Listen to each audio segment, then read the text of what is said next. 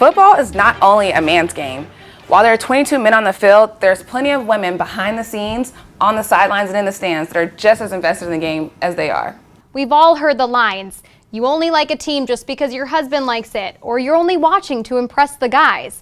Or my favorite is you can only name the QB or the cutest guy on the field. Yeah, and that's just the reality of being an NFL fan when you're a woman. It's like they want to put us in this box, they want us to have bedazzled jerseys, they want us making buffalo dip, but I'm also invested in the game. Like, for example, you can find me on any Sunday just checking the injury reports, making sure my fantasy football team is all set, which I won last year. And I just think it's important to recognize that we love the NFL just as much as the guys. I think it's time that brands really take notice of female fans like us.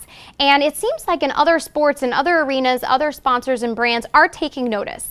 And, you know, with Gatorade's campaign, the Win from Within, tapping into that emotional moment, tapping into female role models in other sports like Serena Williams, they really are capturing the stories that inspire us. Brands like Under Armour have recognized a ballerina in Misty Copeland as a legitimate athlete. That is something that's never happened before. It's paying dividends for a brand like Under Armour, where their women's business has increased over 60% since they started that campaign. That's amazing, and I love that campaign. And I think that there's a growing number of women influencers that brands could tap into to really leverage and utilize in their campaigns to connect to avid female fans. I mean, for example, take Beth Mowens. She's the first woman announcer since 1987. Then you have Sarah Thomas, who was the first NFL official. And then you have assistant coaches like Jen Welter, Catherine Smith.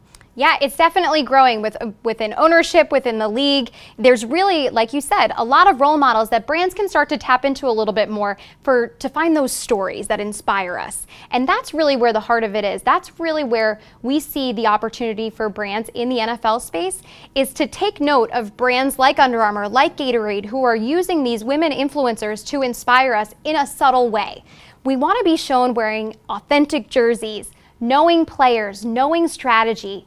You know, that's our reality. For instance, P&G's Secret brand launched a campaign with digital videos around the Super Bowl last year that featured women knowing the strategy, knowing to run the ball in the red zone versus pass. When they're inside the 20, the shortened field compresses the defense, giving them less area to cover and less room for their receivers to get open. Pass plays become low percentage plays. Running is the way to go. So to showcase that in a way in marketing that really speaks to women has a huge impact on fans like us. Yeah, and Taylor's digital sports team partnered with ABX to do an independent study that showcased what can happen when brands utilize influencers to speak to their consumers. And in addition to the female influencers that I mentioned before, there are plenty of marquee NFL players who brands can leverage in a way that appeals to both male and female fans. Right, we saw when you get the content right to the right people at the right time and speak to them in their avid NFL language, that's when you build a brand's business. So we saw lifts in brand reputation, purchase intent, all of those that really bring a customer into the purchase funnel.